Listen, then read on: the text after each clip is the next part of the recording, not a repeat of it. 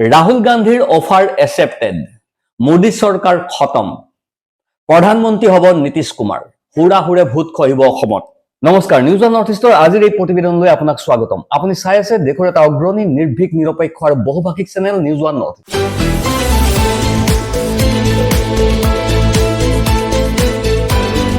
যদি আপুনি এতিয়াও আমাৰ এই ভিডিঅ'সমূহ চোৱা নাই, লাইক কৰা নাই, সাবস্ক্ৰাইব কৰা নাই, তেন্তে সোনকালে কৰক, কাৰণ এই চেনেলটো গদি মিডিয়া নহয় যাক ক্ষমতাৰ জোৰেৰে সঁচা কথা কোৱাৰ ক্ষেত্ৰত দমন কৰিব পাৰিব। নিউজ অন নৰ্থ ইষ্টৰ মাধ্যমেৰে আমি কেৱল বাতৰি সম্প্ৰচাৰ কৰাই নহয়, ইয়াৰ আঁৰৰ প্ৰকৃত সত্যও আপোনাৰ সন্মুখত তুলি ধৰিবলৈ চেষ্টা কৰোঁ, যিবিলাক বাতৰি গদি মিডিয়াই আপোনাৰ সন্মুখৰ পৰা সদায় লুকুৱাই ৰাখে। প্ৰিয় দৰ্শক, ভাৰতীয় ৰাজনীতিত অচিৰেই এক অভাৱনীয় ঘটনা ঘটিবলৈ গৈছে। আৰু শেহতীয়াকৈ দিল্লীত চলি থকা এই পাখা খেলখনে যে ৰাতিটোৰ ভিতৰত 5 ৰাজ্যত হ'ব লগা আসন্ন বিধানসভা নিৰ্বাচনৰ ৰাজনৈতিক কেলকুলেশ্যন যে সলাই পেলাব, ই প্ৰায় নিশ্চিত হৈ পৰিছে। মুখ্যমন্ত্ৰীৰ পদ এৰি হঠাৎ নীতিশ কুমাৰে ৰাজ্যসভাৰ সাংসদ হ'বলৈ মন মেলাটোৱে অতি শীঘ্ৰেই যে দেশৰ ৰাজনীতিত সুনামিৰ সৃষ্টি কৰিব, ই নিশ্চিত। লোকসভা নিৰ্বাচনলৈ এতিয়াও বহুদিন বাকী। দেশত বিজেপি তথা ইয়াৰ মিত্ৰ দলে যিমানেই প্ৰধানমন্ত্ৰী মোদীৰ ডংকা নবজাওক কিয়, মোদী চৰকাৰ যে আৰু বেছি দিন নীতিকে ই ক্ৰমাৎ স্পষ্ট হৈ পৰিছে। বিজেপিৰ নিৰ্বাচনী ললিপপ চুপি অন্ধভক্তিত গদগদ হৈ পৰা সকলৰ হেখান্তত কি হ'ব? কাৰণ মোদী চৰকাৰৰ ওপৰত যে হঠাৎ প্ৰচণ্ড ৰাজনৈতিক বজ্ৰপাত পৰিব, ই এতিয়া প্ৰায় স্পষ্ট হৈ পৰিছে। কিন্তু দেশৰ main stream media already managed. জনতাই নাপায় সঠিক খবৰ। মেইন ষ্ট্ৰীম মিডিয়াৰ ষ্টুডিঅ'ত নচলে কোনো বিতৰ্ক, আলোচনা, টক শ্ব'। এইবিলাক কাৰণতে এতিয়া দেশৰ main stream media already godi media হিচাপে চিনাক্ত হৈছে। কাৰণ সত্যৰ আলাপ হলেই 5 ৰাজ্যৰ আসন্ন বিধানসভা নিৰ্বাচনত বিজেপিৰ ৰণনীতিয়ে হাই প্ৰফাইল প্ৰচাৰ যে নিমিষতে ধোঁৱা হৈ পৰিব, ই সহজেই অনুমেয়। দেশৰ মেইন ষ্ট্ৰীম মিডিয়াই এতিয়া জনতাৰ সেৱা নকৰে, জনতাক নেদেখুৱাই সঁচা বাতৰি। দেশৰ মেইন ষ্ট্ৰীম মিডিয়াই এতিয়া শাসকৰ তোষামোদ আৰু ৰক্ষণাবেক্ষণতহে ব্যস্ত। দেশত যেন এতিয়া হিটলাৰী শাসন ব্যৱস্থাৰহে প্ৰৱৰ্তন হৈছে। প্ৰিয় দৰ্শক, নীতিশ কুমাৰ ইণ্ডিয়া এলায়েন্সলৈ ঘূৰি আহিছে নেকি? এয়া নীতিশ কুমাৰৰ ত্যাগ নে ৰাজনৈতিক শেষ চাল? এইটোক লৈ এতিয়া ৰাজনৈতিক মহলত বৃহৎ ছাছপেন্স। কিন্তু ৰাজনীতিত সৰু সৰু বক্তব্যও ডাঙৰ তাৎপৰ্য বহন কৰে, আনকি সৰু সৰু দৃশ্যবোৰেও বৃহৎ তাৎপৰ্য বহন কৰে। আমি কিয় সুধিছো যে নীতিশ কুমাৰ ইণ্ডিয়া এলায়েন্সলৈ ঘূৰি আহিছে নেকি? প্ৰিয় দৰ্শক, এই প্ৰথম দৃশ্যটো চাওক। বিজেপিৰ চাণক্য অমিত শ্বাহৰ এটা দৃশ্য। আপুনি গোটেই গুগলত চাৰ্চ কৰক, এনে দৃশ্য দেখিবলৈ নাপাব, যিদৰে এজন চাণক্যই নীতিশ কুমাৰৰ আগত শিৰ নত কৰিছে, প্ৰণাম কৰিছে। এই দৃশ্যটো দেখি মোৰ এখন চিনেমাৰ এটা সংলাপ মনত পৰিছে, তুমহে ঝোঁকনে কা চখ হে और हमें झुकाना आता है। নীতিশ কুমাৰৰ ৰাজনীতি চাওক। তেওঁৰ 20 বছৰীয়া ৰাজনীতি যিয়েই দেখিছে, তেওঁ জানে যে যেতিয়াই নীতিশ কুমাৰে মাৰ্গদৰ্শনৰ কথা কয়, তেতিয়াই তেওঁ বিপৰীত পাৰ্টিক হলঠেকত পেলায়, পৰাস্ত কৰে। মই আপোনাক কৈছো যে ৰাজনীতিত কেতবোৰ সৰু সৰু বক্তব্য আৰু সৰু সৰু দৃশ্যৰ অতি তাৎপৰ্য আছে। অমিত শ্বাহৰ প্ৰথম দৃশ্যটো চাওক। আপুনি সমগ্ৰ গুগলতো চাৰ্চ কৰক। অমিত শ্বাহে কেতিয়াও ইমান তললৈ হালি পৰি নমস্কাৰ কৰা নাই। আৰু আজি নীতিশ কুমাৰৰ আগত যিদৰে প্ৰণাম কৰিছে, তাৰ পৰা অনুমান কৰিব পাৰি যে বিজেপিৰ চাণক্যও ভাবিছে যে এয়া ত্যাগ নে ৰাজনীতিৰ শেষ চাল। আনকি গুজৰাটৰ চাণক্যও বিমূৰত পৰিছে যে নীতিশ কিয় ৰাজ্যসভালৈ গৈছে। চাওকচোন, ৰাজ্যসভালৈ যাব বিচৰাৰ বাবেই ইমান উচ্চ পদত অধিষ্ঠিত মুখ্যমন্ত্ৰীয়ে পদত্যাগ কৰা আমি কেতিয়াও দেখা নাই। ঠিক আছে, যদি নীতিশ কুমাৰে প্ৰধানমন্ত্ৰীৰ ইচ্ছাৰ বাবে ৰাজ্যসভালৈ গৈছে, তেন্তে সেয়া বৈধ, কাৰণ সংসদৰ সদস্য হোৱাটো বাধ্যতামূলক। কিন্তু ৰাজ্যসভালৈ যাব বিচৰাৰ বাবে তেনে কৰাটো অসম্ভৱ। প্ৰিয় দৰ্শক, চাওক, দৃশ্যটোৱে বহু কথাৰে ইংগিত দিছে। এই দৃশ্যটোত অমিত শ্বাহে কেনেকৈ তললৈ মূৰ দুৱাই নীতিশ কুমাৰক নমস্কাৰ কৰিছে, আপুনি ভালদৰে দেখিছে। তাৰ মানে নীতিশ কুমাৰৰ সিদ্ধান্ত দেখি অমিত শ্বাহ হঠাৎ কনফিউজ হৈ পৰিছে। এইটো নীতিশ কুমাৰৰ শেষ ৰাজনৈতিক চাল নে ত্যাগ? প্ৰিয় দৰ্শক, আপোনাক আন এটা দৃশ্য দেখুৱাব বিচাৰিছো। নীতিশ কুমাৰে মনোনয়ন দাখিল কৰাৰ সময়ৰ দৃশ্যটো চাওক। নীতিশ কুমাৰৰ আটাইতকৈ ঘনিষ্ঠ, নীতিশ কুমাৰৰ জেডিইউক বিজেপিৰ ওচৰলৈ অনাৰ ক্ষেত্ৰত মুখ্য ভূমিকা গ্ৰহণ কৰা বুলি জানিব পৰা এই নেতাসকল সঞ্জয় ঝা, লালন সিং, অশোক চৌধুৰী আৰু বিজয় চৌধুৰীক অৱশ্যে নীতিশ কুমাৰে মনোনয়ন দাখিল কৰি থকাৰ সময়ৰ দৃশ্যটোত আপুনি দেখা নাপাব। চাওক, ৰাজনীতিত কেতবোৰ সৰু সৰু বক্তব্য আৰু কেতবোৰ সৰু সৰু দৃশ্যই বহুত তাৎপৰ্য বহন কৰে। অমিত শ্বাহে কেনেকৈ আগলৈ মূৰ দুৱাই আছে আপুনি দেখিলেই। যদি নীতিশ কুমাৰৰ বিজেপিৰ সৈতে ঘনিষ্ঠতা কমি আহিছে, তেন্তে সেয়া স্পষ্ট। যদি নীতিশ কুমাৰে বিজেপিৰ বাবে ত্যাগ কৰিছে, ইমান সন্মান কৰিছে বা আদৰ কৰিছে, তেন্তে বিজেপিৰ মানুহ বুলি অভিযোগ উত্থাপন হোৱা নীতিশ কুমাৰৰ ঘনিষ্ঠসকলেও ইয়াত প্ৰশ্নৰ সন্মুখীন হৈছে। প্ৰিয় দৰ্শক, চাওক, কিছুদিন পূৰ্বে ইণ্ডিয়া এলায়েন্স গঠন কৰা হৈছিল। তেতিয়া নীতিশ কুমাৰেই ইণ্ডিয়া এলায়েন্সৰ নেতৃত্ব দিছিল। অখিলেশ যাদৱ আৰু মমতা বেনাৰ্জীয়েও নীতিশ কুমাৰ প্ৰধানমন্ত্ৰী হ'ব বুলি কৈছিল। গতিকে নীতিশ কুমাৰে এইবাৰ সেই পুৰণি অফাৰটো গ্ৰহণ কৰিব নেকি? কাৰণ আপুনি জানে যে প্ৰধানমন্ত্ৰী হ'বলৈ সংসদৰ সদস্য হোৱাটো বাধ্যতামূলক। সংসদৰ সদস্য নহলে প্ৰধানমন্ত্ৰী হ'ব নোৱাৰিব। গতিকে প্ৰশ্ন উত্থাপন হয় যে এয়া নীতিশ কুমাৰৰ ত্যাগ নে বিজেপিৰ প্ৰতি নীতিশ কুমাৰৰ ৰাজনৈতিক পাশা খেলৰ শেষ চাল। এতিয়া আপুনি নীতিশ কুমাৰৰ টুইটটো চাওক। নীতিশ কুমাৰে টুইটটোত কৈছে, মই মাৰ্গদৰ্শক হৈ থাকিম। নীতিশ কুমাৰ যেতিয়া আৰজেডিৰ লগত আছিল তেতিয়া তেওঁ কি কৈছিল? তেওঁ কৈছিল, তেজস্বী তুমিয়েই চৰকাৰ চলোৱা, আমি তোমাক পথ প্ৰদৰ্শন কৰি যাম, মাৰ্গদৰ্শক হৈ থাকিম। কিন্তু কি হ'ল? জনতাই ভাবিছিল যে তেজস্বীয়ে নীতিশক হাইজেক কৰিছে। ক্ষমতা সম্পূৰ্ণৰূপে তেজস্বীৰ ইচ্ছামতেই চলিছিল। তেজস্বীয়ে ইচ্ছানুসৰি কাম কৰিছিল। তেজস্বীয়ে এই কাম কৰি আছিল যদিও শেষ মুহূৰ্তত নীতিশ কুমাৰে কাকো এই বিষয়ে জানিবলৈও নিদিলে। আৰু তাৰ পাছত নীতিশ কুমাৰে পলটি মাৰিলে আৰু পুনৰ ঘূৰি আহি সকলো সলনি কৰি দিলে। নীতিশ কুমাৰে এতিয়া কি কৈছে? এনে লাগিছে যেন নীতিশ দুৰ্বল হৈ পৰিছে, নীতিশে হাৰ মানিছে। কিন্তু নীতিশ কুমাৰে কৈছে যে তেওঁ পথ প্ৰদৰ্শন কৰি থাকিব, মাৰ্গদৰ্শক হৈ থাকিব। গতিকে প্ৰিয় দৰ্শক, ইয়াৰ পৰা আপুনি হয়তো ভালদৰে বুজিছে যে নীতিশ কুমাৰে এটা সময়ত তেজস্বীক পথ প্ৰদৰ্শন, মাৰ্গদৰ্শকৰ প্ৰতিশ্ৰুতি দিছিল আৰু তাৰ পাছতেই তেওঁ পলটি মাৰিছিল। গতিকে কিবা এখন বৃহৎ খেলা চলি আছে নেকি? আপোনাৰ মনত আছেনে কিছুদিন আগতে মনমোহন সিঙৰ মৃত্যুৰ সময়ত নীতিশ কুমাৰে শ্ৰদ্ধাঞ্জলি জনাবলৈ গৈছিল। ইয়াৰ পাছত তেওঁ সোনিয়া গান্ধীৰ সৈতে এখন বৈঠকত মিলিত হৈছিল।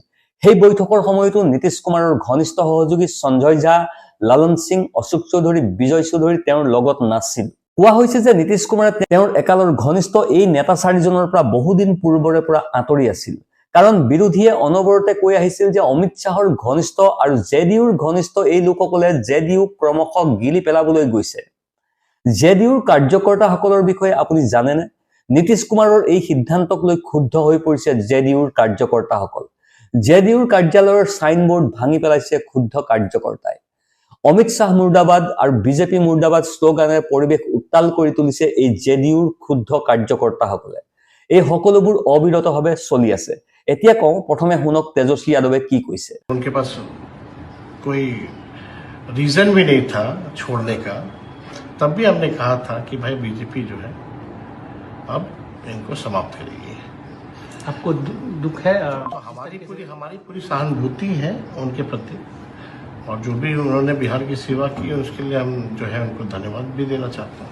कार्यकर्ता जो है बड़े आक्रोश में जेडीयू के देखे जा रहे हैं, हर जगह रो रहे हैं, चिल्ला रहे हैं। जेडीयू ऑफिस कार्यालय के अंदर हम तो जान रहे थे, जब ये बात कहा था 28 जनवरी 2024 को कि जनता दल यूनाइटेड खत्म हो जाएगी, लेकिन 2024 में एनडीए को, खासतौर पर बीजेपी को जो 400 सीट का जो बात करती थी वो उसके अनुकूल उनका रिजल्ट नहीं आया, इसलिए 1 साल डिले हो गया, वरना पहले ही खत्म कर देता। आप उस स्टेटमेंट को उठा के देखिए। और चुनाव के दौरान भी हमने कई बार बोला है कि इनको ये लोग रहने नहीं देंगे। सदन में कई बार हम लोगों ने बोला है, पूरा सिस्टम जो है हाईजैक कर रखा है। आपको पहले से उम्मीद थी कि ऐसा होने वाला है? 10 বাৰ মুখ্যমন্ত্ৰী হিচাপে শপত লৈ কাৰ্যনিৰ্বাহ কৰা নীতিশ কুমাৰে আজিও সমাজবাদৰ একে পথেই অব্যাহত ৰাখিছে। আন কাৰোবাৰ লগত থাকক বা এনডিএৰ লগতেই হওক, নিজৰ পাল্লা কেতিয়াও দুৰ্বল কৰা নাই। অৱশ্যে কেইমাহমানৰ আগতে তেওঁ গৃহ বিভাগ হেৰুৱাইছিল আৰু তাৰ পাছতে নীতিশ কুমাৰে মুখ্যমন্ত্ৰীৰ পদ এৰি ৰাজ্যসভালৈ যোৱাৰ কথা কৈছে। বহুতে প্ৰশ্ন উত্থাপন কৰিছে যে নীতিশ কুমাৰে বিজেপিক বিশ্বাসঘাতকতা কৰিবলৈ ওলাইছে নেকি? চাওক, আমি আপোনাক দেখুৱাব বিচাৰিছো নীতিশ কুমাৰৰ এই টুইটাৰ একাউণ্টটো। আজিও আপুনি নীতিশ কুমাৰৰ অফিচত দেখা পাব, ছচিয়েল মিডিয়া একাউণ্টত দেখা পাব গান্ধীজীৰ ফটো, আপুনি দেখা পাব আম্বেদকাৰৰ ফটো, আপুনি দেখা পাব কৰ্পূৰী ঠাকুৰৰ ফটো। আজিও আপুনি নীতিশ কুমাৰৰ অফিচ, নীতিশ কুমাৰৰ ছচিয়েল মিডিয়া একাউণ্টত সকলো সমাজবাদী নেতাৰ ফটো দেখা পাব।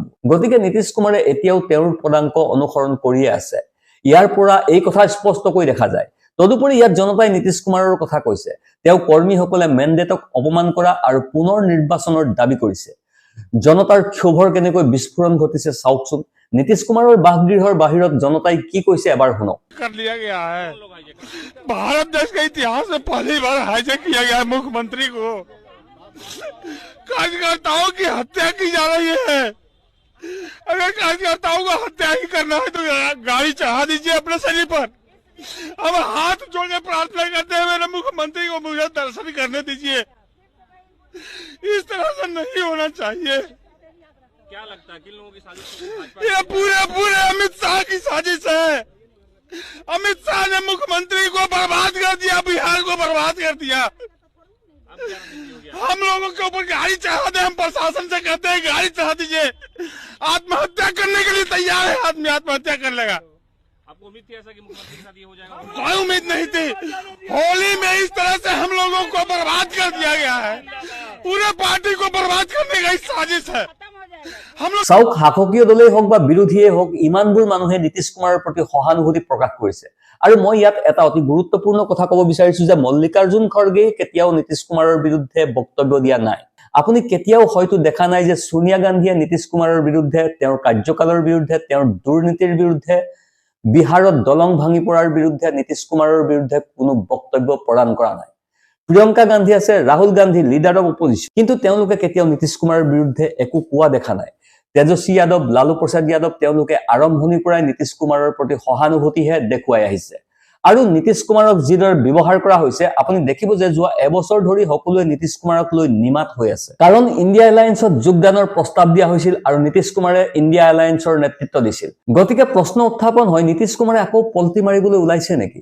কাৰণ এতিয়াতো আপুনি নিশ্চয় লক্ষ্য কৰিছে যে ইণ্ডিয়া এলায়েন্সৰ সকলো ডাঙৰ নেতা মৌন হৈ আছে। নীতিশ কুমাৰক লৈ কোনেও একো কোৱা নাই। আমি যদি পাপ্পু যাদৱৰ কথা কওঁ, তেন্তে তেওঁ কি কৈছে চাওক।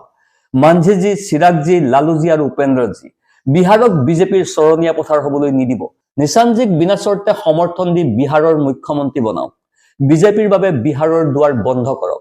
ভৱিষ্যতৰ ৰাজনীতিয়ে যদি নিজৰ মাজতে অভিযোগ কৰিবলৈ আৰম্ভ কৰে, তেন্তে ভাবি চাওকচোন, য'ত শাসকীয় দলেই হওক বা বিৰোধীয়েই হওক, সকলোৱে একত্ৰিত হৈ নীতিশ কুমাৰক সমৰ্থন কৰিছে।